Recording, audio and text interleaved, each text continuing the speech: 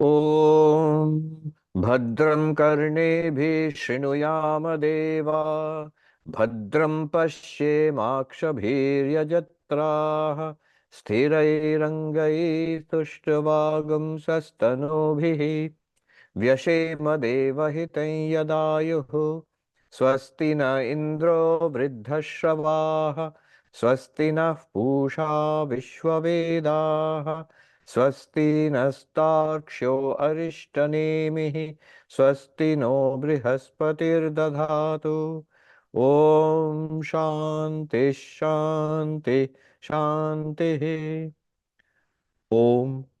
O gods, may we hear auspicious words with our ears while engaged in sacrifices. May we see auspicious things with our eyes while praising the gods with steady limbs. May we enjoy a life that is beneficial to the gods. May Indra of ancient fame be auspicious to us. May the all-knowing Pusha, god of the earth, be propitious to us. May Garuda, the destroyer of evil, be well disposed towards us. May Brihaspati ensure our welfare. Om, peace, peace, peace. I think Zoom is becoming smarter. It just gave me a message. It seems like you've switched your language. Confirm that you're speaking in English. The moment I switched to Sanskrit, it said.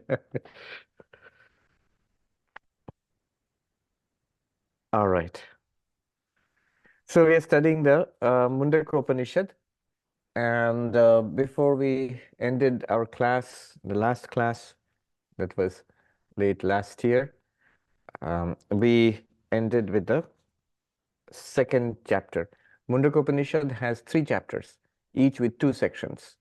So we completed the second chapter, the second section of second chapter, and we are going to start the third chapter. The chapters are called Mundakas. So the third chapter we're going to start.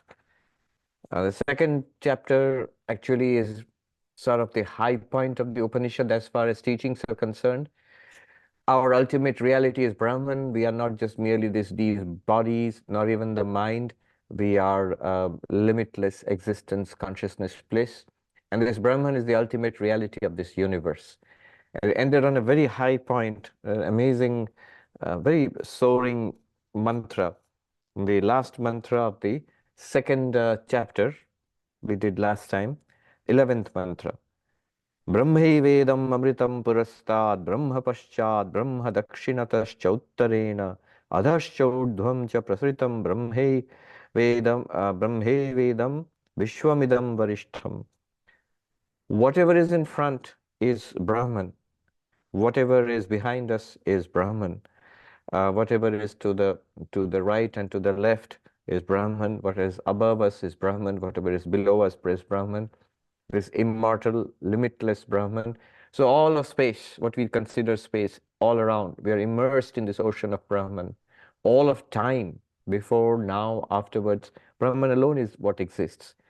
We see ourselves as very limited, these little beings, limited in time, only here, not there. We are limited in space, only here, not there. We are limited in time. That means we are born at one time and we die at another time, and we are sort of moving through time. That was my past. There is something in the future, and this little point of time which I'm moving, this is my present. That's the way we are looking at it. But actually, from the perspective of Brahman, from our real nature, time and space are appearances in our real nature. It's not that we are a little dot in time and space. We are this limitless being. So Brahman before us, Brahman behind us, Brahman above us, below us, to the left and to the right. We'll say, but I don't see Brahman anywhere. Well, I'm just seeing the world. Exactly. This world, when it is truly known, in ignorance we call it the world. When we know it truly, this experience itself, we will see Brahman everywhere. We will understand that this is Brahman. We ourselves, we think we are limited human beings, but it is in ignorance. When we know ourselves as we are truly, we will realize, Aham Brahmasmi, I am Brahman. Vivekananda said, the only God I know, the only God I worship and I believe in is the sum total of all human beings, is the one whom in ignorance people call human. That is the only God I know or I believe in. So Brahman, the ultimate reality. So that was the high point. Now we are going to start the third Mundaka, that is the third chapter, the first mantra of the third chapter. And this is another one of the most famous parts of the Upanishad. This Upanishad has so many wonderful, wonderful mantras. This is the famous metaphor of the two birds sitting on a tree. The two birds of golden plumage sitting on a tree. It's very famous. You'll find it everywhere. When you talk about Upanishads, this is something that comes up often. And this is where it is from. We'll first read the mantra and the translation, then I'll speak about it for a while. Actually, the first three mantras are about the two birds. Mantra 1, 2, and 3.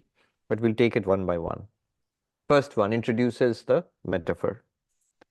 Dva suparna sayuja sakhaya samanam vriksham parishasvajate tayoranya pippalam swadvatti anashnananyo abhichakashiti.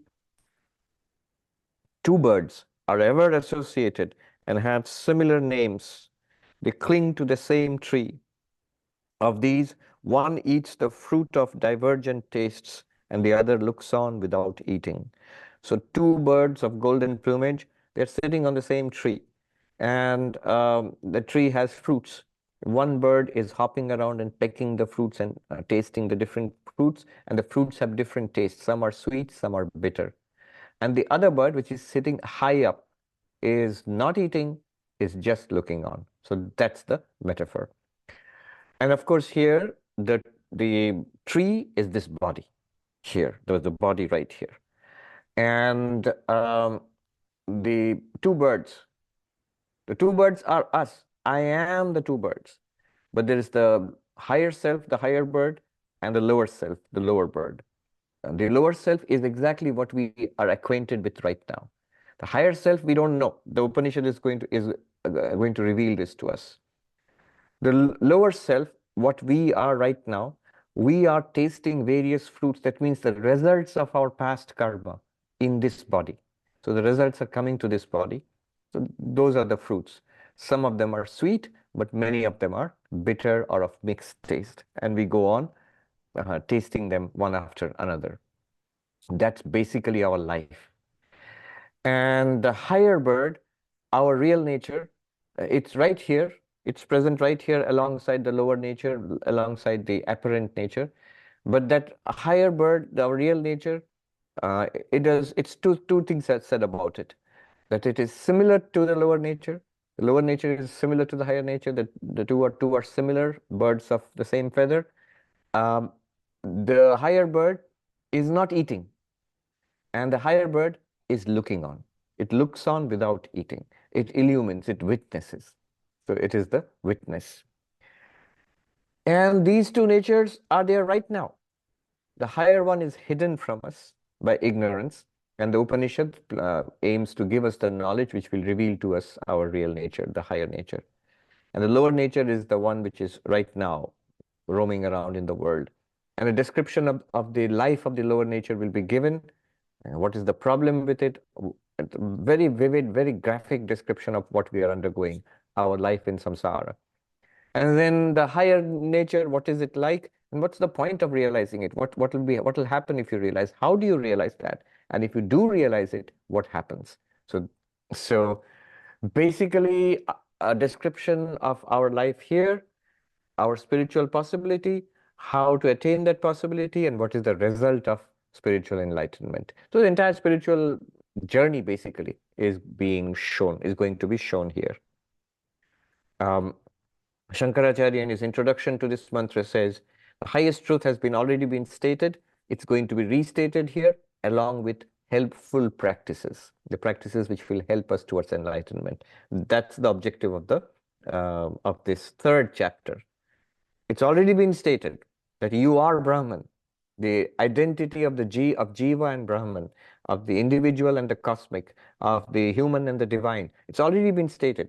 But Shankaracharya says because it's inscrutable, it's subtle, it's difficult to realize and grasp. And therefore, it's being restated in another way. This is the beauty of the Upanishads. They're all saying the same thing, but they're saying it again and again and again in multiple different ways. Who knows what will click? Who knows what will suddenly, make sense to us? Before I go ahead, Swami Vivekananda, more than once, several times, he talked about the two birds. Let me give you one example. I'll read from Vivekananda, from the Complete Works. This is from volume 1.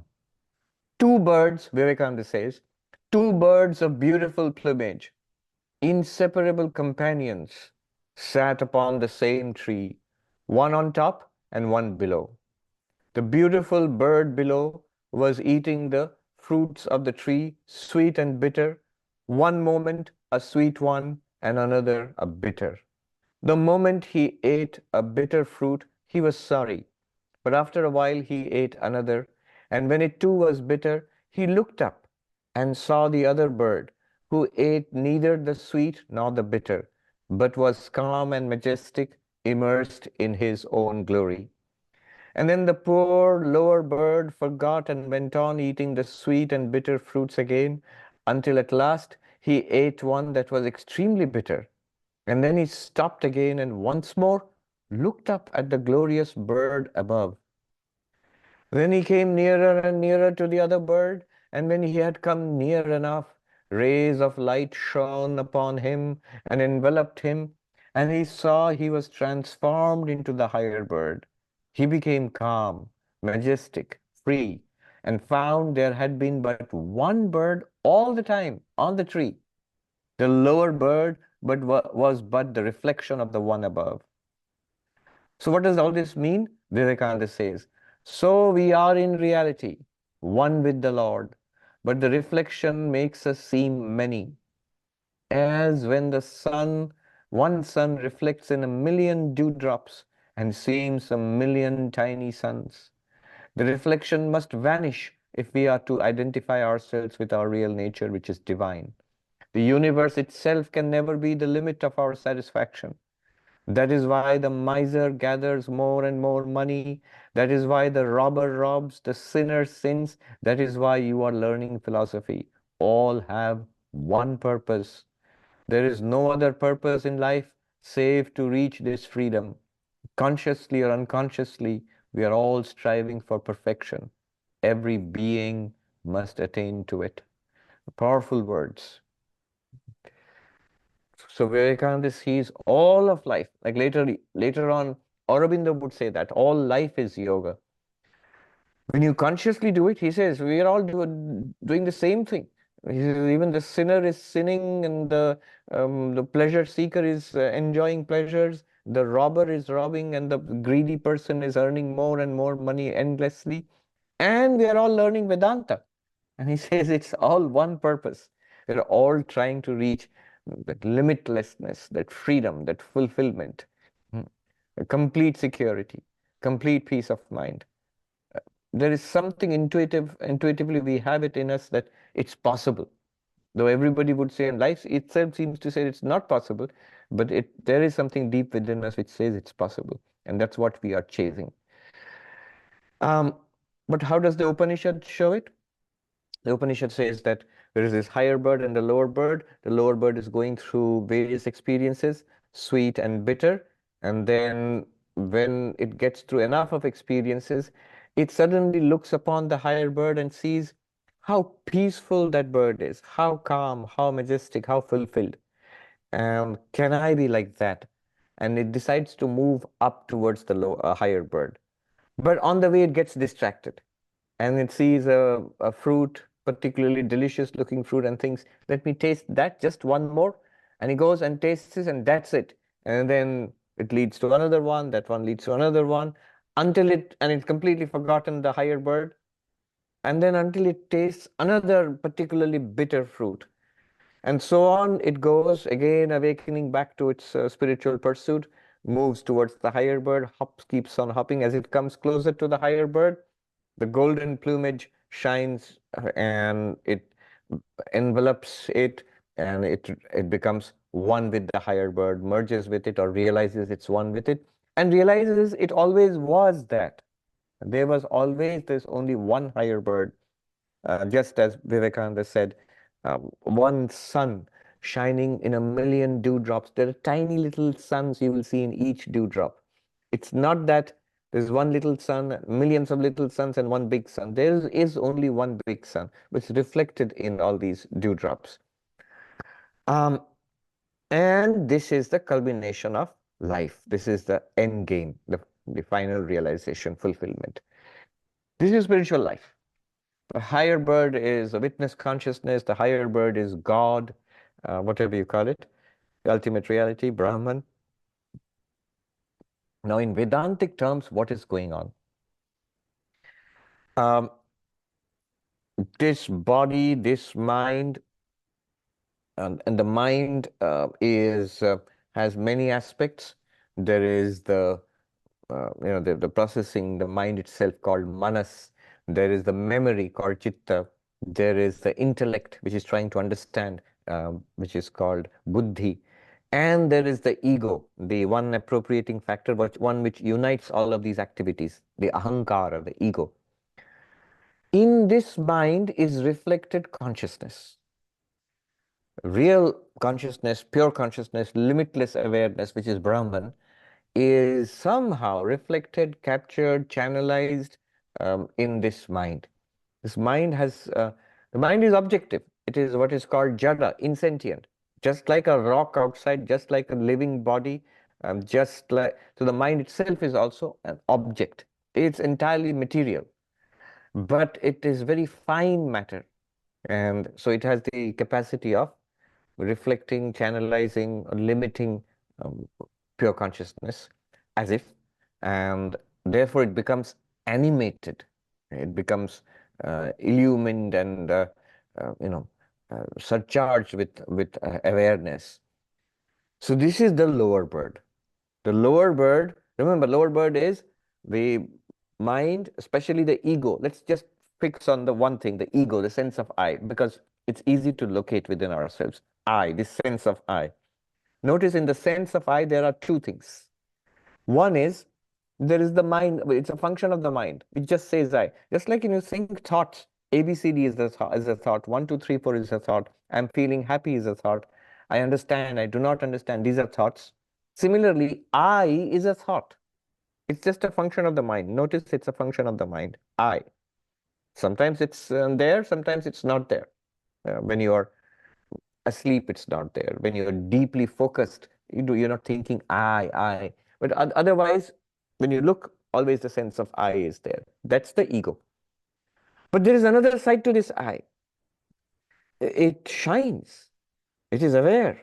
And there is consciousness there, illumination there, awareness.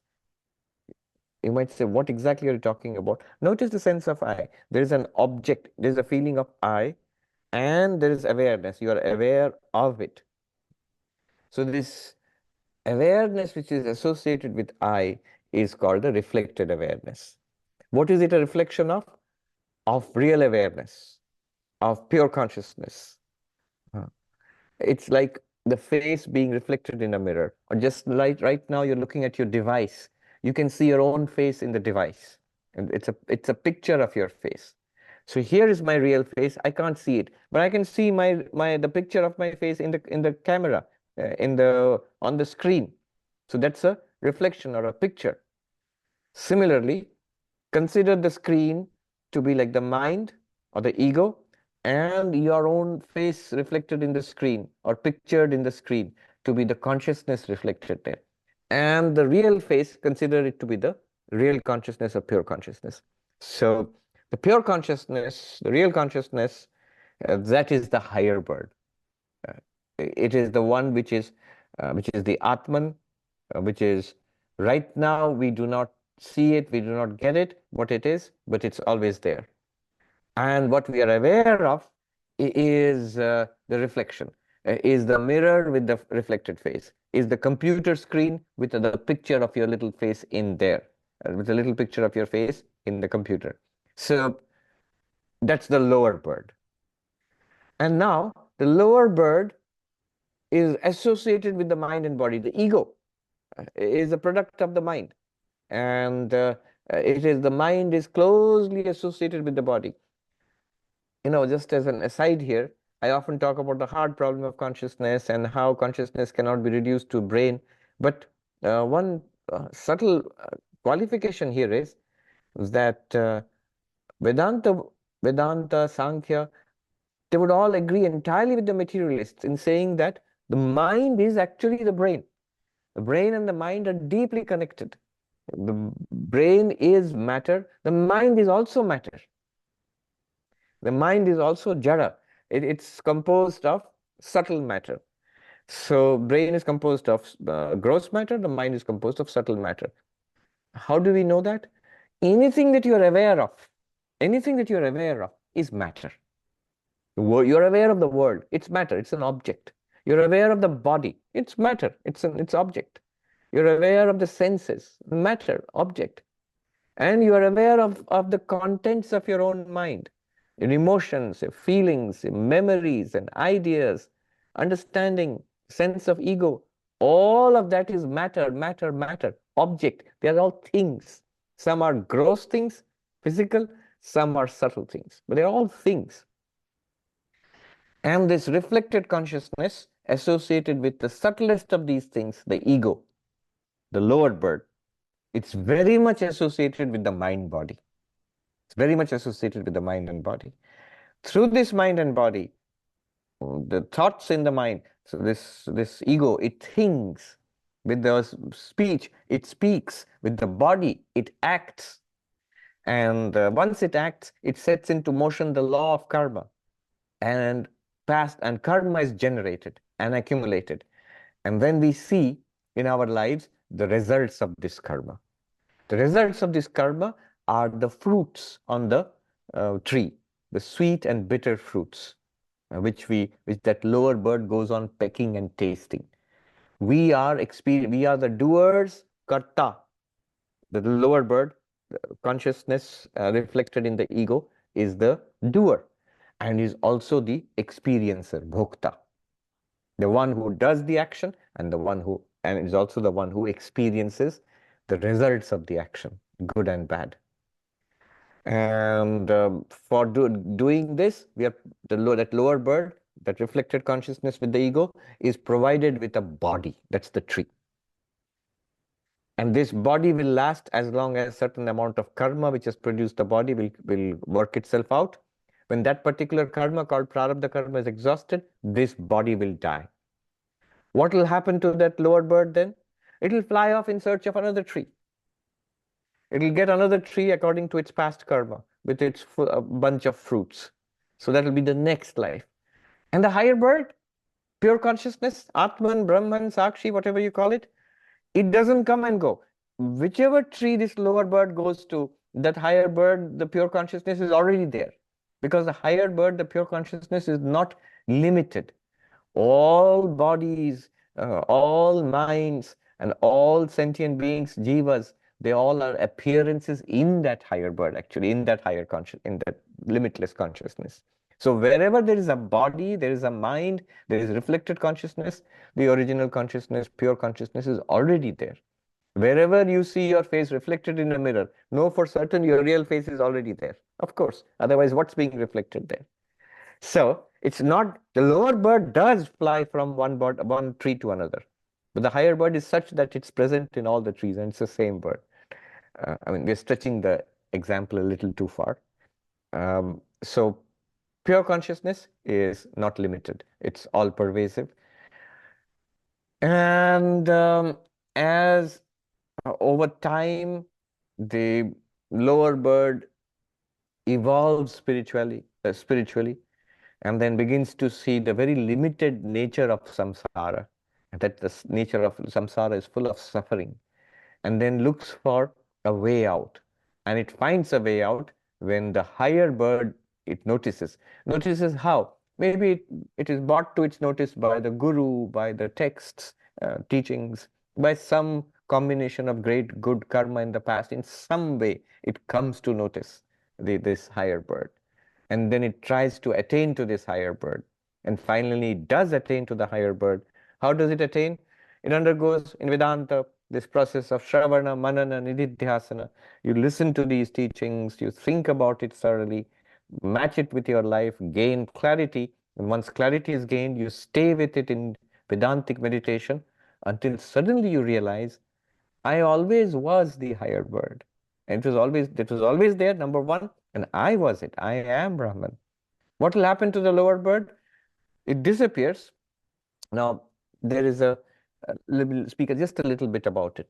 Pre-enlightenment, post-enlightenment, what will happen? Pre-enlightenment, the lower bird, the ego.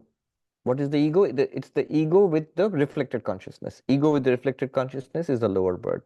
Pre-enlightenment, it is associated with the body and mind. It has no awareness of the higher bird, and it is just going through samsara, enjoying and suffering and being born and aging with the body, and death of the body, flying off to find another tree, and thus from tree to tree, from lifetime to lifetime, it is going. This is pre-enlightenment. But post-enlightenment, what happens to the ego, the lower bird, the ego? Now, it does disappear, but what happens is, it will reappear again. But the distinction is, as Sri Ramakrishna says, between the ripe ego and the unripe ego. In Bengali, he used the terms paka ami, kacha ami. The unripe ego and the ripe ego. The unripe ego, Sri Ramakrishna says, is the one which says, my body, my house, my children, this is I and mine. And that is the lower bird. It is the unripe ego. The ripe ego, it is the one which says, I am pure consciousness. I am the higher bird. It says that. It's still saying I am. It's still a function of the mind. And that one will continue after enlightenment also. But then that ego will be the ripe ego. What you'll do with, see, the higher bird by itself, pure consciousness by itself doesn't deal with the world. You are the completely non-involved, pure consciousness, the background radiance of all life, of all existence. You're always there. But you are not involved in anything. Nothing can affect you, and you also you're not involved. Just like you're like the screen of a movie, for example. You enable the whole thing to happen, but you are not intervening in it. You're not participating. How you will continue to interact with samsara is through that ripe ego. Let me repeat. After enlightenment, when we realize that we are the higher bird, still life will continue. Still the particular body will be there. The tree will be there. So then this ripe ego will reappear. And you, the pure consciousness, with full awareness of awareness, full knowledge that you are Brahman, you are Atman, you will realize this world, this tree, and its fruits, and this body and the mind, the lower bird, they're all your glory. You are shining forth in these thousands of ways.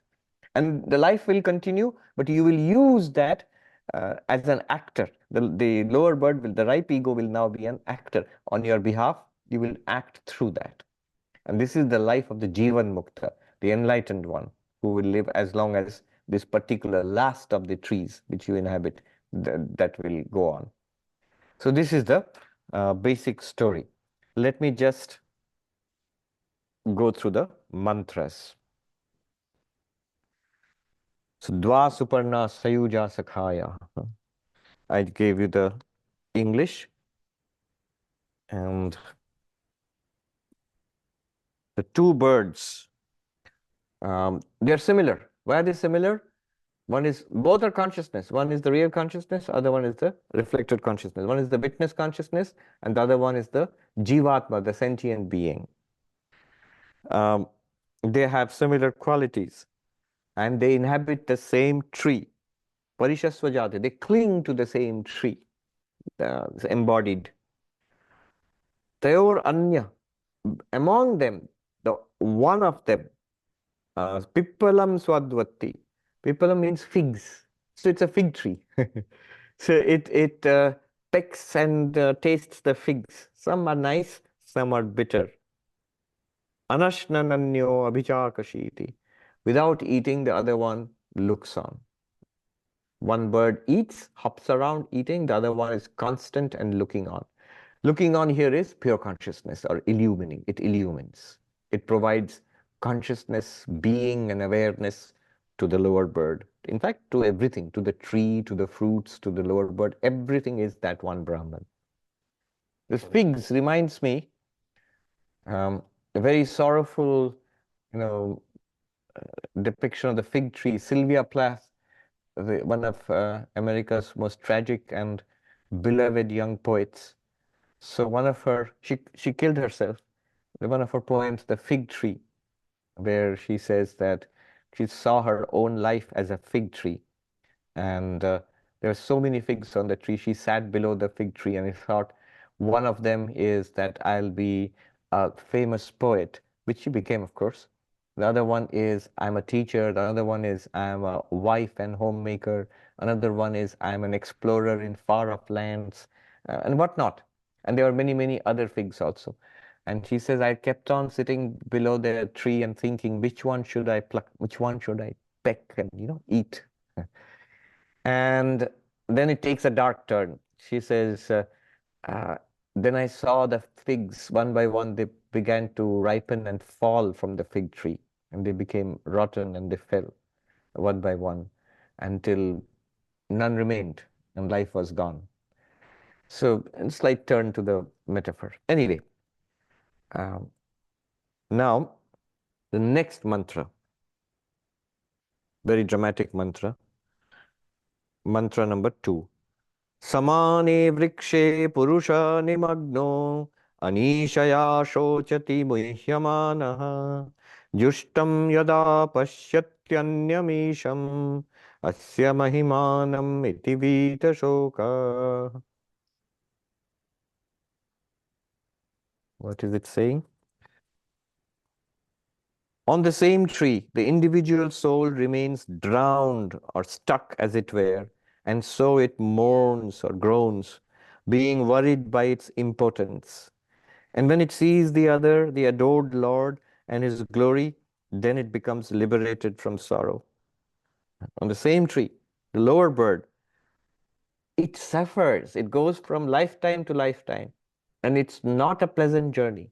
It's a struggle. Once in a while, it's pleasant. It's pleasant enough when you taste the sweet fruits, and it's enough incentive for it to continue that way. But on the whole, it's a struggle. It's very difficult. And it says it groans, as it were. It moans, as it were. It grieves, shochati, muhyamana, depressed in life, until it sees the jushtam. The jushtam, the word means the adored one, the worshipful one. It sees. So this is a great blessing in life when spirituality becomes real for us, in whichever form.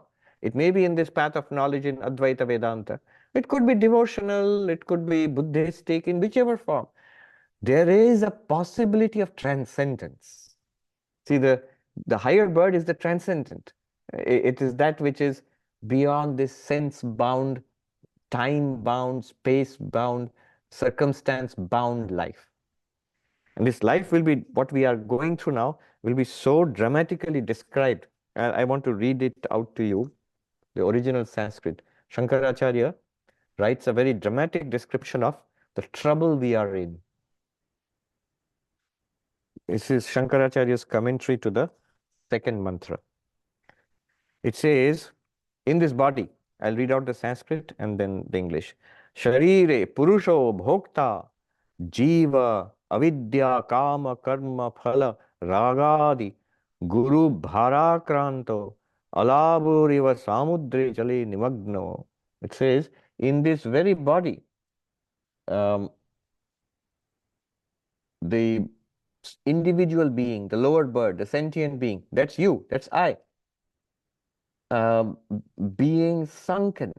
It's immersed in as if it's a bottle gourd, and it's immersed in the water of the ocean of samsara.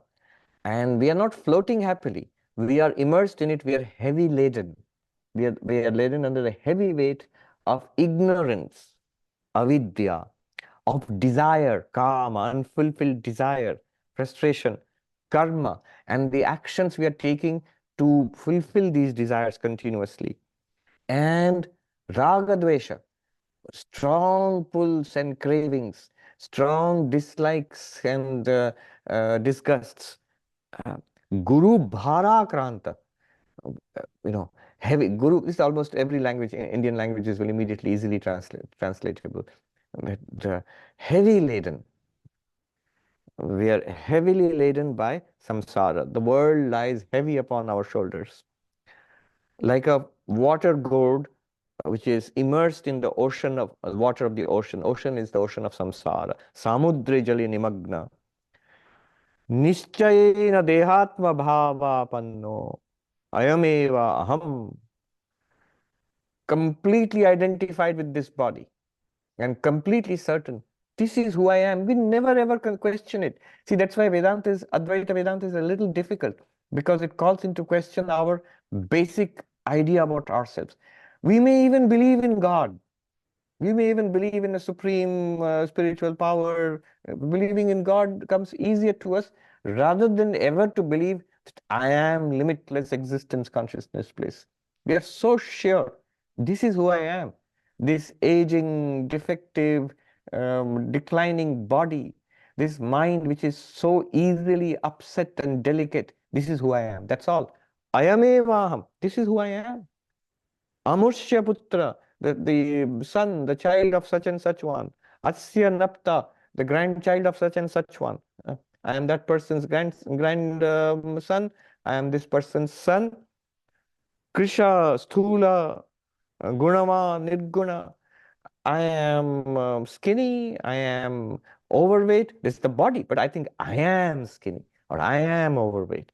I have certain qualities or I do not have certain qualities of the body, of character, of intellect.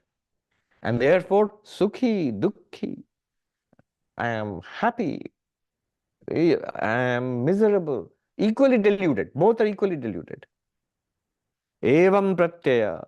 And so this is our understanding, pratyaya, our cognition about ourselves. This is our self-understanding. Nasti anyo asmaditi. And there's no other truth.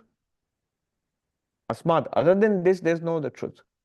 This seems so obvious to us that to challenge it seems crazy. But Vedanta is challenging it. It's Vedanta is saying you are wrong. This is the lower bird. This is the lower bird. Jayate, mriyate, sangyujyate, viyujyate cha sambandhi bandhavehi. How miserable, born and dying, coming into contact with relatives and beloved ones and being viyujyate, being torn apart from beloved ones and relatives. And thus goes our life. So what's our reaction? Ato anishaya na kasyachit samartho aham putro mamo vinashta mrita me bharya king me jivitena. Alas, it says, and therefore impotent, powerless, disturbed by our that utter helplessness, the helplessness of the human condition. Anisha, Isha means power. Anisha means powerless. Shaken by our powerlessness in this life. Nakaschit samartho aham. I am not capable of doing anything in this world. Why? Why? What's wrong? Putro mamo vinashta mrita me bharya. I've lost my son. I've lost my children. My wife is dead. King me jivitena. What's the use of living? Thus we say, alas, evam dina bhava. This utterly miserable state. Anisha, this is called powerlessness, helplessness. Just yesterday we were reading in our Gospel of Sri Ramakrishna class, um, somebody has come, Adhar Sen has come to visit Sri Ramakrishna and he's brought his friend who has lost his elder son. And Sri Ramakrishna says, your grief is but natural. He gives an example of the great Rakshasa king, the demon king Ravana, who is finally slain by Rama. But when they see his body, all the bones of Ravana are filled with holes, perforated by holes. And Lakshmana says to his brother, "Oh, wonderful is your archery. Not a single bone of his is there, which has not been pierced by your arrows." And Rama says, "No, it is not my arrows. His bones are, he's pierced by the grief for his children." So how touching that is, huh? So it is in all the battles, Indrajit and other sons of Ravana, they have all been killed in the battles before Ravana himself was killed. But Sri Ramakrishna is pointing out that the absolute desperate nature of the grief of losing a child. And so what a stark illustration. The very bones of this person have become hollowed out by grief. Here Shankaracharya says, this is anisha, helplessness. And taya shochati, santapyate, grieves. And so a person grieves. In depression, muhyamana, aneke ranartha prakare, avivekataya, chintam apadyamana. By all kinds, beset by all kinds of griefs. But aviveka, this is all born, this is unnecessary. It is all born of not being able to discern one's real nature, lack of discernment. Remember, not that the things in the world will not happen. Everything that's happening in the world and in the body will keep on happening. But you can save yourself from your suffering. You can transcend. In the midst of all of this, you can remain unshaken, serene, and you'll have a source of unshaken calm and peace if you realize the higher bird, that I am that higher bird. And then he says, Jushtam yada pashyati, when that worshipful one, that adorable one is realized, you realize that not this physical body, not this subtle body, the mind, not even this ego, I am the limitless consciousness which is shining upon this body-mind. I am not born with the birth of this body. I do not age with the death of this body. I am not anybody's son or grandson. No one of mine is either born or dies. The one who I think are lost to be. My son is dead, my wife is dead, what is the use of living? But what I consider to be my son and my wife are that same one consciousness, which I am, and which is never lost to me. As far as the body is concerned, that was never related to me. So the body, the person may be dead physically, but in reality, the person is not dead. Just as I in reality do not die, because I am that one consciousness. So this is not theoretical, it actually happens. So when he realizes that and sees the glory, Shankaracharya says, Vibhuti Mahimanam Jagat Rupam Masyeva Mama Parameshwarasya.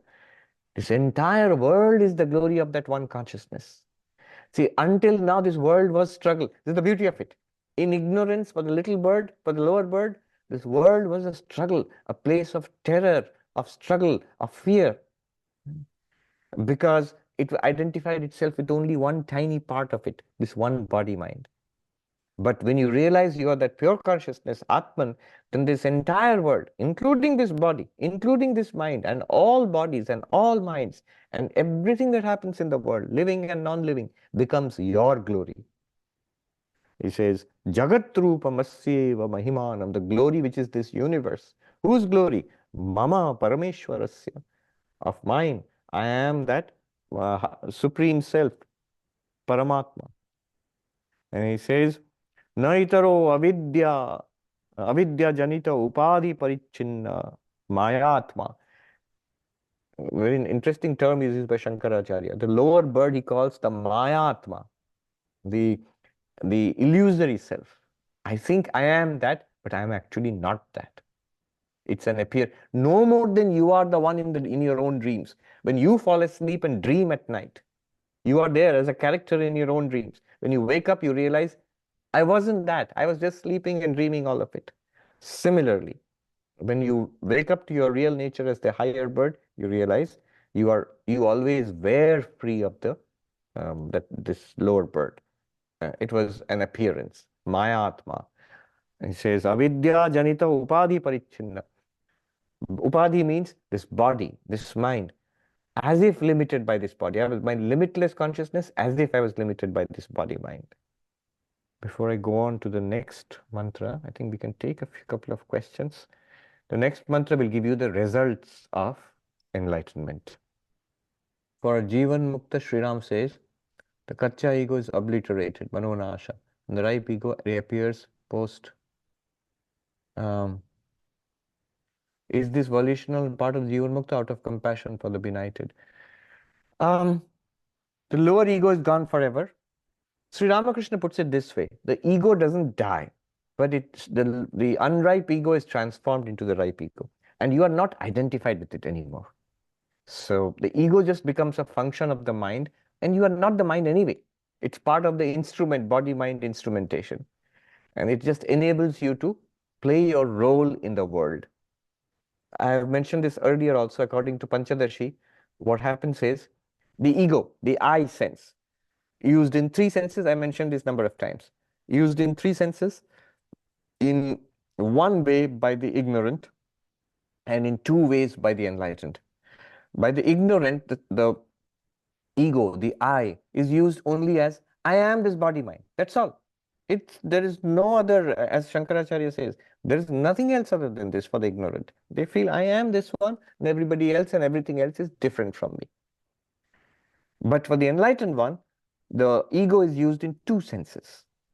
One sense is I am pure consciousness. I am the higher bird. I am the witness of everything that happens in life. And I am not affected. I'm not born with the birth of the body. I do not age or die with the death of the aging and death of the body. I am not upset with the upset of the mind. I am not sick with the sickness in the prana, or hungry and thirsty in the prana. I am the witness of it all. So that's one use of the ego of I for the enlightened one. The second use of I for the enlightened one is this body mind, the body mind of the enlightened one. It is used secondarily in order to transact with us. So Sri Ramakrishna would say, I'm going to go to Calcutta. Is Atman or Brahman going to Calcutta? No, it's the body mind that which is going from one place to another. I will have a glass of water, Sri Ramakrishna would often say after coming down from Samadhi. Now, is consciousness going to have a glass of water? No. It is used in a secondary sense. So the enlightened one uses I in these two senses. The enlightened one will not use such peculiar language as I, the limitless existence, consciousness, bliss, through this mind and body would like to have a glass of water. No, the enlightened one will just say, I will have a glass of water. But there, the enlightened one is using I in a secondary sense. And sometimes you can catch them slipping up. Sri Ramakrishna would sometimes refer to this body mind as this place, ekankar, for this place, completely as an object. So that is the state of a Jivan Mukta. And Sri Ramakrishna, of course, we regard him as an avatar, but he illustrates perfectly the state of a Jivan Mukta. On the bell jar, Sonali has given us a beautiful quote. I took a deep breath and I listened to the old brag of my heart. I am, I am, I am. Yes. So Vishwanath says these two mantras we studied together appear to open to a dualistic interpretation, unlike 2.2.11. Yes. So the dualistic commentators are very happy here because there are two. The Dwa Suparna Sayuja Sakhaya. Dwa, two. There are two. Non-dualism says there are not two. So clearly here the Upanishad says there are two. But and so then the dualistic commentator will go on to say that these two are the Paramatma and Jivatma, are God and the human. You are the sentient being and there is an ultimate reality which is God, which you are not. They are different. Two birds. There are two.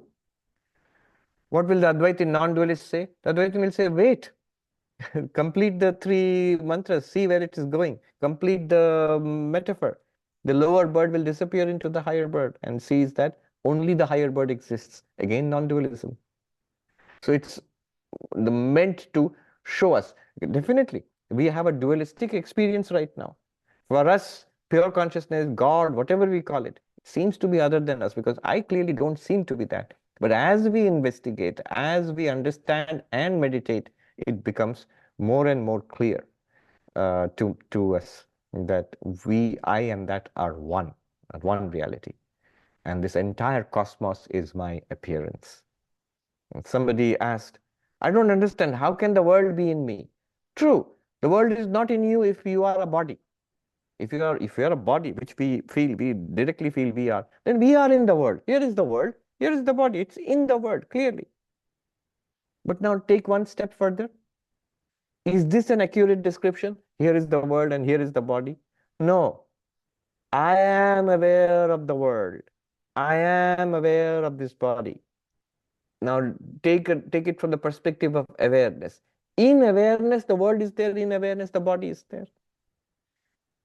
I'm not saying this is a conclusive argument, but see how the perspective changed. If you just say body, body is in the world, no doubt about it. World is not in the body. But now if you change the perspective to awareness, you'll have to admit, in a certain sense, the world of our experience and the body which we experience are both experienced in awareness. All right. So yes, the dualistic commentators love this mantra, that it seems two. But if you complete the mantra 1, 2, 3, you will see it is again non-dualistic. Ashish says, I read in Meditation Spiritual Life that we should find place for the wicked people and circumstances. Can you please give some examples for these? Place for wicked people and circumstances means, I'm not sure in what is the context. It says that to keep the mind, I believe so, that's the context. To keep the mind calm, you should find a place for wicked people and circumstances. Is it something similar to, it's because of karma it is happening, something like that? I suppose so. Place for wicked people and difficult circumstances. Naturally, because our tendency is to resist, and then it leads to friction in life. People we don't like, people who make life difficult for us, we tend to push them away. But imagine space. Everything is there in space. If the more we become space-like, we allow everything to exist and everything to continue, and yet space is not affected by anything. Space is not at all affected by anything. The whole universe exists because space gives space for the universe.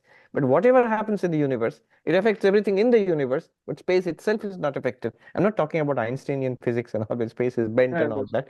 But anyway, I'm giving a general as an example. Pure consciousness, Atman, Brahman, the higher bird, is the witness. It illumines the entire display of this universe like a magical display, and it's not affected at all. It is not born, it does not die. Everything is one with it. There is not one person, one place, one happening which is alien to it or difficult for it, which it resists. So imagine the peace and the glory and the joy there. And the more we become like that, the more happy we'll be. I've seen one thing common to many of the senior advanced monks I've seen, spiritually advanced. They are not against anybody. Of course, they can't condone, villainous activities. They will try to either correct it or pray for the welfare or the change of heart of those who are evil or wicked. But they are not even against those evil or wicked people, because they understand ultimately it's all the higher bird. It's the lower bird which seems to be evil or wicked. And as the lower bird, we make friends with some of the other lower birds, and we are against many of the other lower birds. But as the higher bird, we realize there are no lower birds apart from me. All of those are my reflections. And so the higher bird cannot be against any of the lower birds. And the higher bird need not be against any of the lower birds, because the higher bird can never be harmed or limited or disturbed by any of the lower birds. The lower birds, they harm each other and they disturb each other. But from that perspective, Not that you will give a blank check to people who are nasty or evil. You'll try to stop them and correct them for their own benefit and for the benefit of others. Yeah. But um, uh, the I've seen many of the senior monks. They give shelter to everybody. They give shelter to everybody. People we criticize, we don't like, we find them clearly annoying people, disturbing people, but they find a place with these spiritually developed souls, spiritually advanced souls. I've seen the poor, the desperate, the addict, the mentally ill, the even the so-called cunning and wicked. They are like children before these spiritually great ones, because the spiritually great ones are childlike, but they are not childish. They are not fools. They understand everything. Just as to you, a child trying to be mischievous or naughty is absolutely transparent to you. You can see through it easily. Similarly, for the spiritually advanced ones, they see through us easily. Uh, Every bit of it is clear to them, but they seem to be like, indulgent grandparents to us. But the difference between uh, ordinarily loving persons and a uh, spiritually advanced one is what they do is good for us. They will take us forward in our spiritual journey. Yes.